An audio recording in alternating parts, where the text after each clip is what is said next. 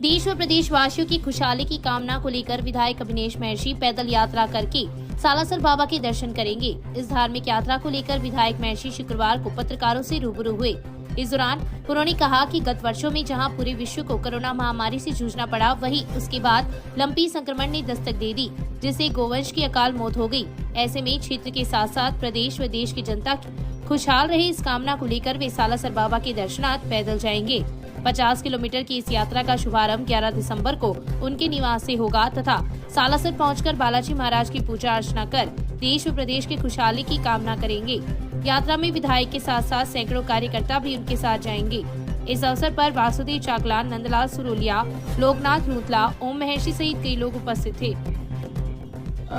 हम सब के आराध्य भगवान बालाजी महाराज के चरणों में धोख लगाने के लिए 11 तारीख अर्थात परसों रविवार के दिन सुबह हम सब साथियों के साथ में बालाजी महाराज के धोख लगाने जा रहे हैं। इसमें देश, प्रदेश और विधानसभा क्षेत्र के सभी लोगों की खुशहाली की कामना और उन बालाजी महाराज के चरणों में प्रणाम करने के लिए जा रहे हैं। देखिए, 11 दिसंबर का दिन जो है वो वैसे तो कोई विशेष कारण नहीं है, लेकिन ये 11 तारीख अकस्मात ही आज शुभ दिन के हिसाब से ही चुना गया। अकस्मात 11 तारीख आई है। कार्यकर्ताओं की कोई संख्या निश्चित नहीं है, लेकिन कार्यकर्ताओं का जिस तरह से समाचार आ रहे हैं, सब लोग ही जो भी, ये तो आस्था का विषय है। बाबा के चरणों में जो भी धोख लगाने जाना चाहता है पैदल, चूंकि 50 किलोमीटर पैदल यात्रा है, इसलिए 50 किलोमीटर जो भी चल सकना चाहता है, जो भी जाना चाहता है, वो सब लोग इस यात्रा में।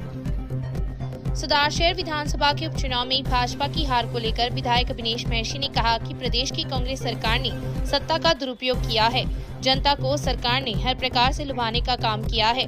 प्रदेश के मुख्यमंत्री अशोक गहलोत भी चुनाव के प्रचार में आ गई तथा पूरी ताकत चुनाव को जिताने में झोंक दी। वहीं दूसरी ओर जनता की भी संवेदना पंडित भंवरलाल शर्मा के प्रति थी।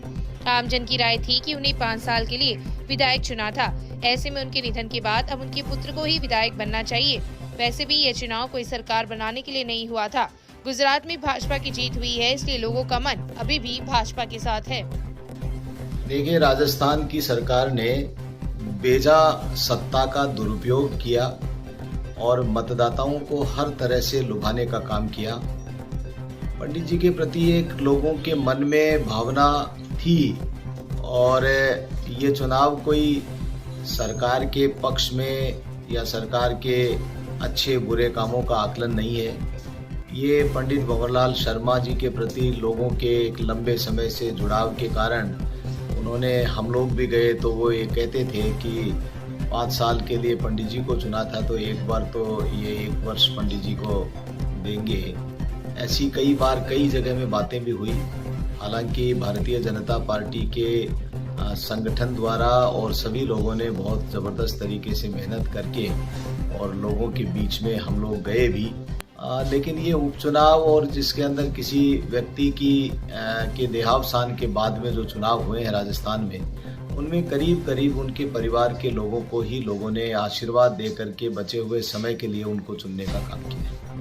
आम लोगों को सीवरेज परियोजना के संदर्भ में जागरूक किया जा रहा है। इसी कड़ी में शुक्रवार को रामचंद्र पार्क के पास महिलाओं को सीवरेज परियोजना के संदर्भ में जानकारी दी गई।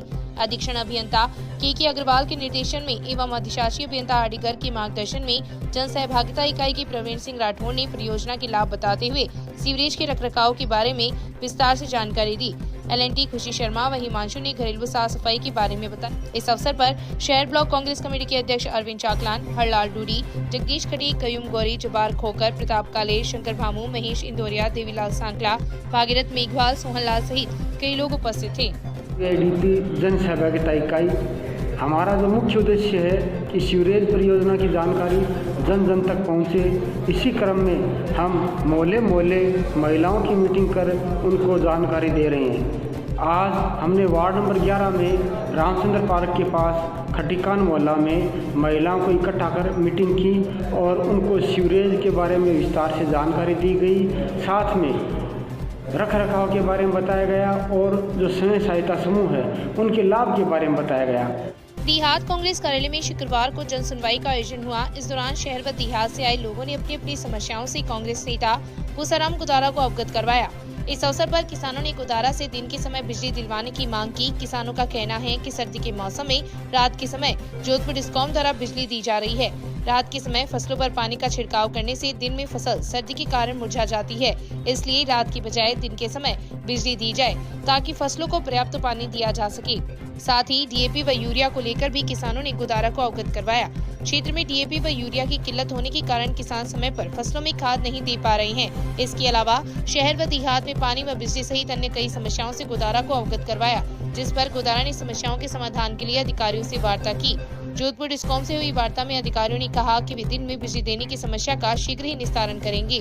गोदारा ने बताया कि यदि समय रहते हुए समस्या का समाधान नहीं होगा तो डिस्कॉम के खिलाफ ग्रामीणों द्वारा आंदोलनात्मक कदम उठाया जाएगा। इस अवसर पर शहर ब्लॉक कांग्रेस कमेटी के अध्यक्ष अरविंद चाकलान, हरलाल डूडी, जगदीश खटी, कयूम गौरी, जबार खोकर, प्रताप काले, शंकर भामू, महेश इंदौरिया, देवीलाल सांकला, भागीरथ मेघवाल, सोहनलाल सहित कई लोग उपस्थित थे। कि रात को इतनी ठंड पड़ती है, उस पर पानी गिरता है और फिर जब 6 घंटा बाद में बिजली बंद होती है, सुबह टाइम जबरदस्त ठंड पड़ने के कारण से फसलें मुरझा जाती है और पनप नहीं सकती। इसलिए मैंने एमडी से, ऊर्जा मंत्री से और एससी चूरू से कई बार दूरभाष पर व्यक्तिगत मिलकर कह दिया कि इस क्षेत्र में अधिक लंबा चौड़ा एरिया सिंचित नहीं है, आप इनको 2 फीडर में दिन में बिजली दें। तो उन्होंने आश्वस्त किया है कि हम 10 तारीख बाद में इसके नए सिरे से बारानी फसल की बुआई हो चुकी, लेकिन अब की बार डीएपी और यूरिया नहीं मिली, न के बराबर मिली और आज भी यूरिया और डीएपी का बहुत कमी है, किल्लत चल रही है, क्योंकि अब फसल उग गई, अब उन्हें फिर यूरिया की जरूरत है।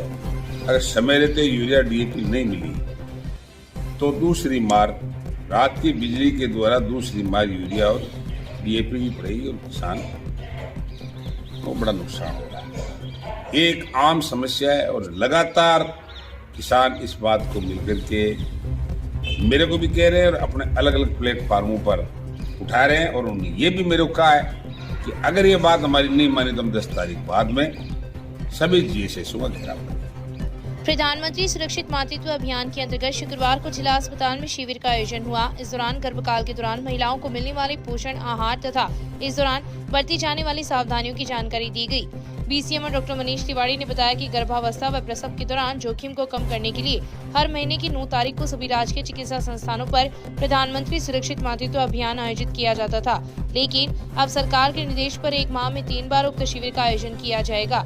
अभियान के अंतर्गत शुक्रवार को ब्लॉक की सैकड़ों गर्भवती महिलाओं की एएनसी जांच की गई। सभी सामुदायिक स्वास्थ्य केंद्रों, प्राथमिक स्वास्थ्य केंद्रों सहित चिकित्सा संस्थानों पर महिलाओं को गर्भावस्था एवं प्रसव संबंधी समस्त जानकारी प्रदान की गई। महिलाओं की गुणवत्ता युक्त प्रसव पूर्व जांच सुविधाएं देने के उद्देश्य से प्रधानमंत्री सुरक्षित मातृत्व अभियान का आयोजन किया जा रहा है। ये प्रधानमंत्री सुरक्षित मातृत्व दिवस जो है हर महीने की 9 तारीख को होता है, जिसमें जो है हाई रिस्क प्रेगनेंसी की जांच की जाती है, साथ ही साथ एएनसी करी जाती है और जो भी इनमें अधिक जोखिम वाले जो हैं डिलीवरी, उनको पहले आइडेंटिफाई किया जाता है और उनका अलग तरह से इलाज किया जाता है। इसके साथ ही साथ अब ये सरकार के नए आदेश आ गए, जिसमें से ये हर महीने की 9 तारीख को ना होकर महीने में 3 बार हुआ करेगा। तो ये एक अच्छी बात है। मैं सभी से ये अपील करना चाहता हूँ कि वो हर महीने की 9 तारीख को जरूर अपना शुगर, बीपी और खून की जांच अवश्य कराएं। श्री गौड़ ब्राह्मण सेवा समिति जयपुर के निजी अस्पताल एवं जिला अंधता निवारण समिति जयपुर के संयुक्त तत्वाधान में निःशुल्क मोतियाबिंद जांच एवं नेत्र लेंस प्रत्यारोपण शिविर का आयोजन 14 दिसंबर को होगा। गंगा देवी रूपचंद चाकलान की स्मृति में उनके पुत्र दामोदर प्रसाद, भागीरथ प्रसाद, वासुदेव व सोमचंद चाकलान के आर्थिक सौजन्य से आयोजित शिविर का आयोजन चूरू रोड स्थित श्री परशुराम अतिथि भवन में होगा। शिविर में जयपुर अस्पताल के डॉक्टर अपनी सेवाएं देंगे तथा शल्य चिकित्सा के चयनित रोगियों को खाना, रहना, ऑपरेशन, चश्मा आदि सभी व्यवस्थाएं निःशुल्क रहेगी। बाबा विश्वनाथ महाराज की 36वीं पुण्यतिथि पर बाबा विश्वनाथ बगीचे में आयोजित नानी बाई का मायरा की कथा की प्रथम दिन कथावाचक कृष्णानंद महाराज ने कहा कि भक्तों के चरित्र सुनने से भगवान की कृपा सहज ही प्राप्त हो जाती है, क्योंकि भगवान सदैव भक्तों के हृदय में निवास करते हैं। जो भक्त भगवान की भक्ति के अलावा संसार की किसी भी वस्तु में सुख नहीं मनाते हैं, भगवान भी उन भक्तों के वश में रहते हैं। भक्तों की चरित्र सुनने से सरलता व भक्तिमय जीवन जीने का संदेश प्राप्त होता है। महाराज ने कहा कि नरसिंह भगत के सांसारिक सुखों को त्याग कर ईश्वर भजन किया और इसी कारण भगवान ने स्वयं उपस्थित होकर नानी बाई का भात भरकर नरसिंह भगत का मान बढ़ाया। कथा की प्रारंभ में गोपाल रामोलिया दंपति ने व्यासपीठ की पूजा अर्चना की। इस अवसर पर सुखनाथ महाराज, पूर्व पालिका अध्यक्ष संतोष कुमार इंदौरिया, प्रदीप कुमार धर, दीनदयाल भामा, भंवरलाल, ओम प्रकाश भाटीवाल, रामचंद्र सिरस्वा, राधेश्याम रिवासा, धर्म प्रकाश शर्मा, विजय कुमार बर्फिया, नेमीचंद बुढ़ाटरा, सीताराम कम्मा सहित कई लोग